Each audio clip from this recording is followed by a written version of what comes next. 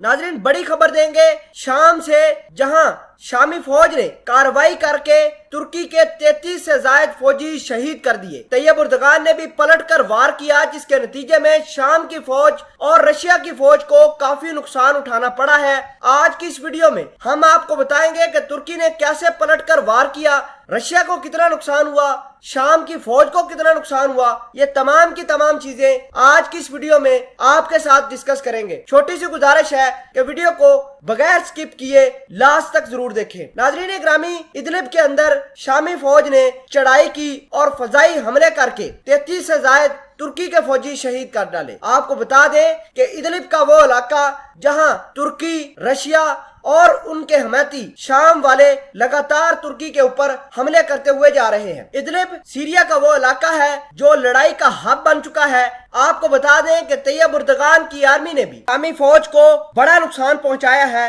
अब तक की रिपोर्ट के मुताबिक तुर्क फजाई हमलों में शाम के 75 से ज्यादा फौजी जान बहक हो चुके हैं। इसके अलावा तैयब उर्दगान के डिफेंस ऑफिशियल्स की जानब से जारी करदा बयान के मुताबिक तुर्की ने रशिया को धमकी दी है कि वो तुर्क फौज पर हमले करने से गुरेज करे, वरना वो रशिया की ताकत को तहस नहस कर डालेगा। नाज़रीन ग्रामी, इस तमाम तर कहानी के बाद तैयब उर्दगान ने अपने आला हुकाम और डिफेंस ऑफिशियल के साथ मीटिंग कंडक्ट की। डिफेंस वालों ने तैयब उर्दगान को तमाम की तमाम कार्रवाई के हवाले से ब्रीफ किया और बताया कि तुर्की के फजाई हमलों में 75 से ज्यादा शामी फौजी मारे गए हैं और इस फजाई हमले में शाम के उन इलाकों को टारगेट बनाया है जहां पर बैठकर रशिया और शाम की फौजें तुर्की के खिलाफ कार्रवाइयां करती थी। आपको बता दें कि तुर्की के जो 33 फौजी शहीद हुए हैं उनकी प्लानिंग भी इसी जगह पर बनी थी जो तुर्की ने अब तबाह कर डाली है। इतलात ये भी हैं कि इस फजाई कार्रवाई में जो तुर्की ने शामी ठिकानों पर की है उसमें रशिया के टैंकों को, रशिया के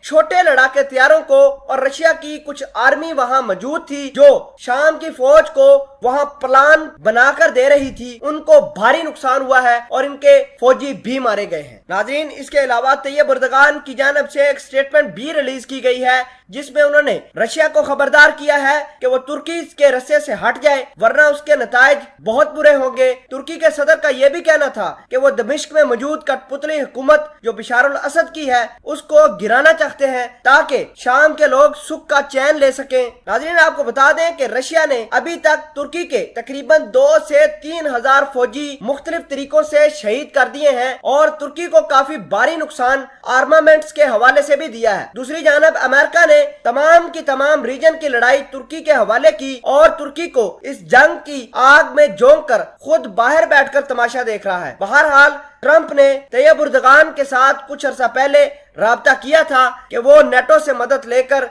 आपको देगा ताकि आपको शाम और रशिया के खिलाफ अच्छे तरीके से कार्रवाई कर सके।